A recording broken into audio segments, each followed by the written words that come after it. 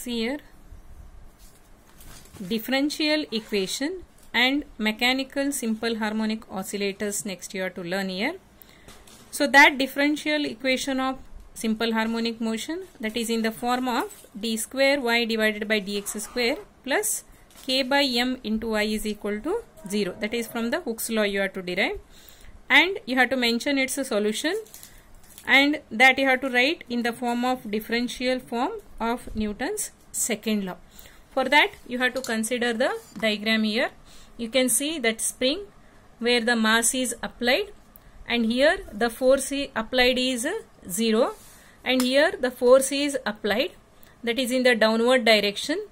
So you can see here, this is the oscillation of the spring, that is up and down. Here it is up, here it is down, it is considered. This is the displacements whatever it is done by that spring. So this it is considered as a equilibrium motion. So consider the mass, that is m, which is suspended by a spring of spring constant k, rests about its equilibrium position as shown in the diagram here. Next, pull the mass through a distance y and release here. The mass executes simple harmonic motion, that is about the equilibrium position. Then the restoring force acting on the body, that is due to elongation or contraction, is given by the Hooke's law. So that here the F is directly proportional to the displacement. Y is considered as here displacement, and K is, see, F is equal to minus of Ky it is written. Negative sign indicates that the force and the displacements are opposite to each other. So K is here constant. According to the Newton's second law, the restoring force which produces an acceleration, that is considered as A here. So it is given by the expression here F is equal to m into A. So that you consider here it as equation number 2. Similarly, from equation 1 and 2 we get here, that is ma, comparing this and this, ma is equal to minus of ky, and A is equal to, already we know that d square y divided by dt square.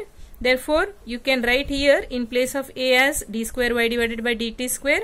So m d square y divided by dt square is equal to minus of ky, and d square y divided by dt square is equal to minus of k divided by m into y.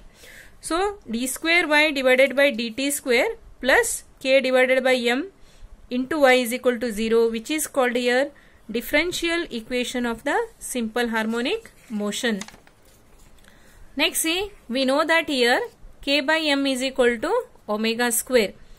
So here d square divided by y into d square by y divided by dt square plus omega square y is equal to 0. That you consider here it as equation number 4. So in place of k divided by m, that is in previous expression, you have to write here it as omega square. Then the solution for 3 and 4 is y is equal to a sin omega t, where a is considered as amplitude and omega t is phase at time t. So here you people have to write the expression for now time period of oscillation, that is t is equal to 2 pi divided by omega. So that is in place of omega you have to consider here root of k by m. So 2 pi into root of m divided by k. So that is in seconds. Similarly, frequency of oscillation, that is mu, is represented as 1 divided by t, that is equal to 1 divided by 2 pi into root of k divided by m, that is in the hertz. And angular frequency omega is represented as k by m is equal to omega square, that's why omega is equal to root of k by m. So here the equation 3 it becomes, so your previous expression you can go through. So this is your previous expression, that is equation number 3 here. So that it becomes here d square y divided by dt square plus omega square y is equal to 0.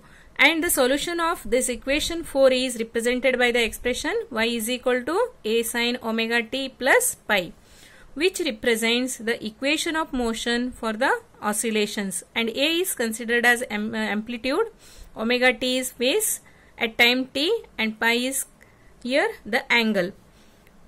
Next, see, here you have to define what is spring constant, that is considered as K.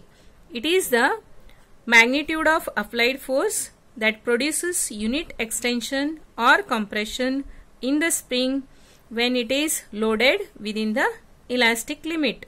So physical significance of this spring constant, which is a measure of stiffness in springs, it represents how much force it takes to stretch the spring, that is over a unit length. Thus the springs with larger value for a force is constant and it will be a stiffer.